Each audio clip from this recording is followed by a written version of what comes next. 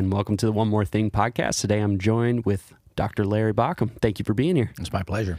So we launched into the Game of Thrones series, which is based off the book of Matthew, correct? Right. And so I wanted to ask, this is the first series of the new year. What was your inspiration to start with this series? Well, we've been looking over the last year at a lot of different thoughts with Elijah and Elisha and all the different kings, and that kind of is what initiated. Well, with all this stuff, what if we do something next year and go to the New Testament and talk about Jesus and what he envisioned kingship and real thrones were, and where the power sources should be from, and so that's where we're starting. Well, when I heard that the Game of Thrones series was going to be a thing, I got really excited. I thought we were going to be talking about dragons and stuff like that. Yeah, and then yeah. Before it's over, we may. Maybe. Yeah. But yes, it's the Matthew book, based off the book of Matthew, and you started off with the story of Jesus being baptized by John, and I thought it set up the whole series really, really well because it spoke to the heart of the church, and I love that line, "Become the one that does what you expect God to do for you."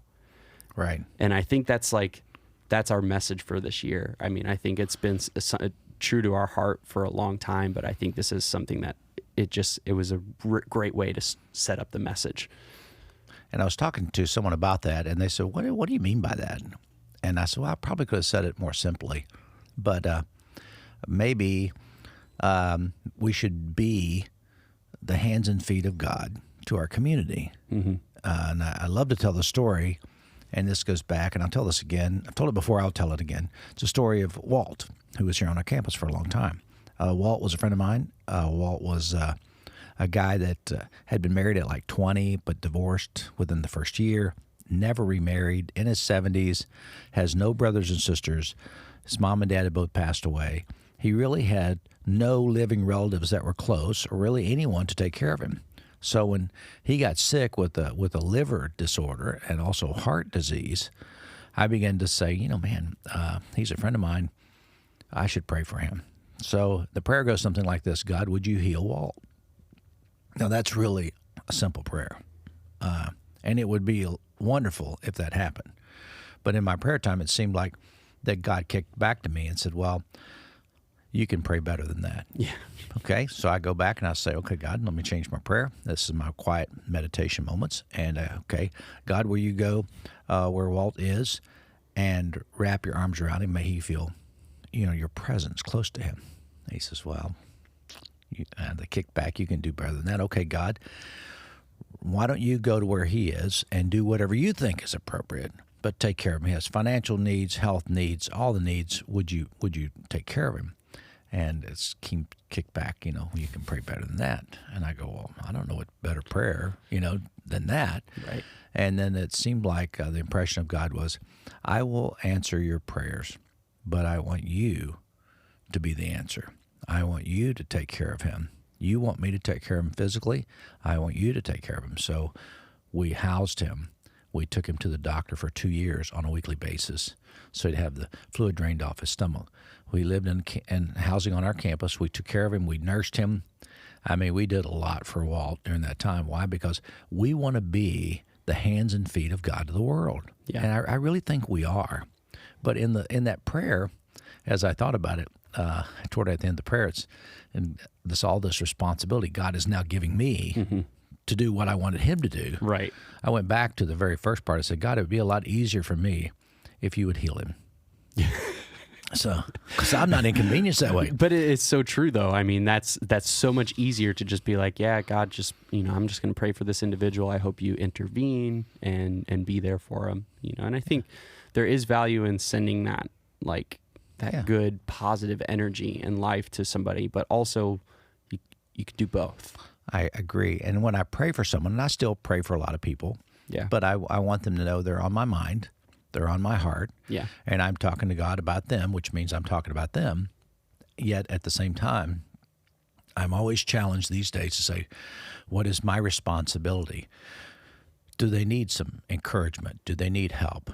And I think many people just need to know that you care, and I think that's part of the value. But it's a lot easier for me, and I grew up with this thing, well, God answers prayers if I pray, and if I get enough people to pray, then God's going to do it. Right. And I think that's great, except when he kicks back and says, but I want you to do it. Mm-hmm. And I go, ouch.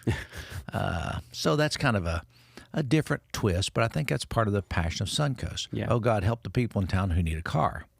Well, you give them a car. Mm-hmm. Oh, God, help the people in some financial way. Well, you can give them gift cards, different, not just at Christmas, but throughout the year. Yeah. Oh, God, would you help them with they have some maintenance issue, they need their oil change. Well, you change their oil. Right. And those are just a few things. We help other organizations that are doing that, and we think as a community church, we really want to positively impact our community. Yeah. And I think when we don't do that, and this goes back to the point one of the teaching, John, don't deter me.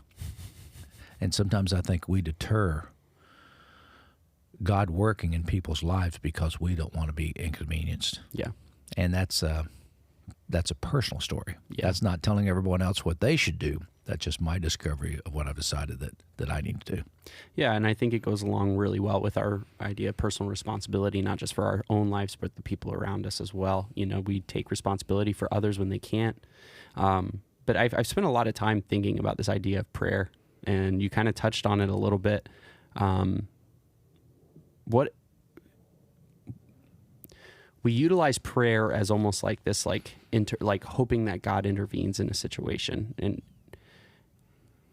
but it almost seems like prayer is more of a reflection time of like an understanding of almost saying it out loud or in your head, like you're praying for Walt, and you're like, God, I hope that you heal Walt, and then you're like, no, that's not enough. It almost lets you work out this problem of reflection, and then you come to the realization like, oh, I need to be the one to help him. What is prayer to you? I mean, is that... I think it's not one thing. I think it is many things. I think that, someone says to Mother Teresa, when you pray, what happens? She says, well, when I pray, God listens. Okay, but what happens to God? What does he say to you? Well, when I pray, when God speaks to me, I listen. But it's kind of like, it's not speaking on either end. It's just listening. Right. She listens for God, and God listens for her. So in the quiet moments of meditation, I think our hearts get realigned.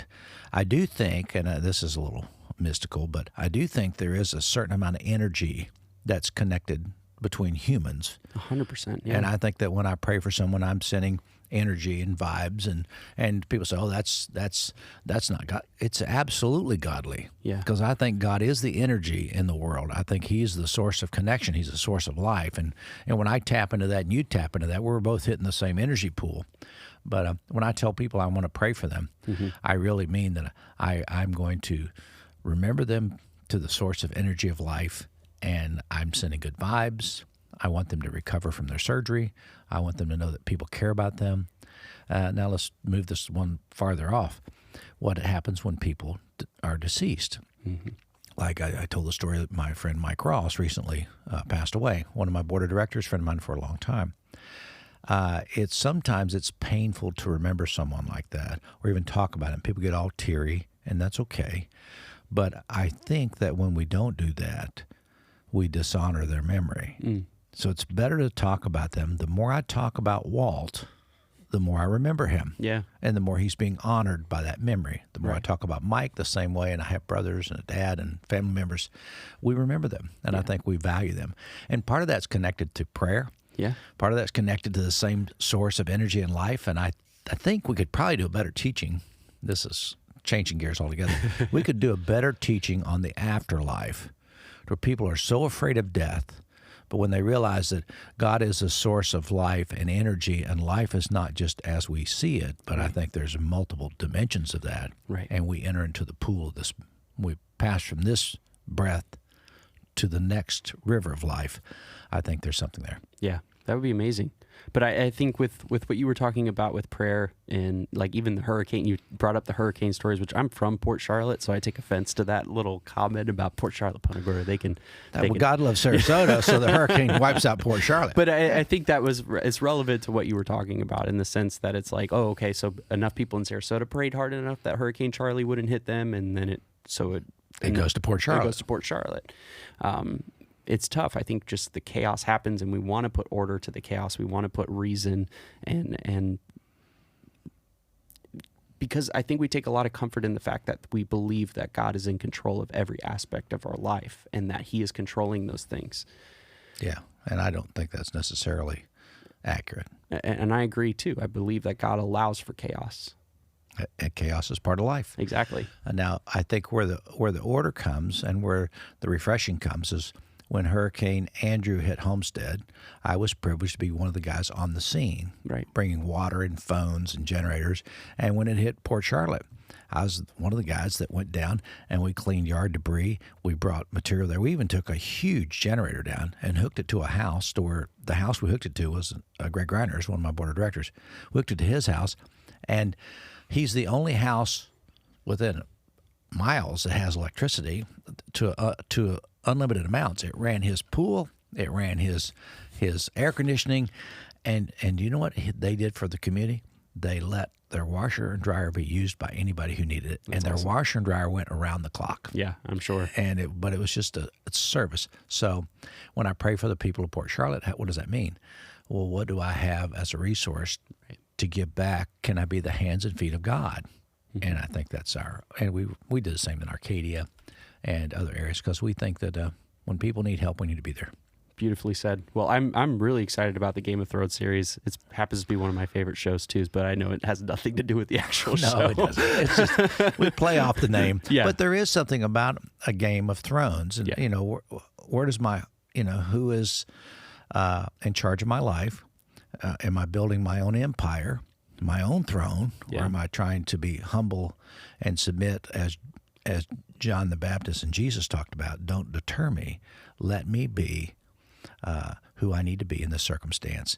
And with humility, he baptized Jesus, and with humility, Jesus was baptized, and the heavens was open, and God said, hey, you guys have got it worked out. This is awesome. Yeah. You're my son. I love you. Thank you for what you're showing the world. And it's about the throne of humility and love and grace. And that's pretty much it. But there's more to come with temptations and all. There's the stories of Jesus. We'll have a lot of fun here. It's going to be awesome. And I believe Troy's up this weekend. Troy's up this weekend. I'm excited. I think he's doing the temptation stories. Okay. So It should be wonderful. All right. Awesome. Well, Pastor, thank you so much for being here. My pleasure.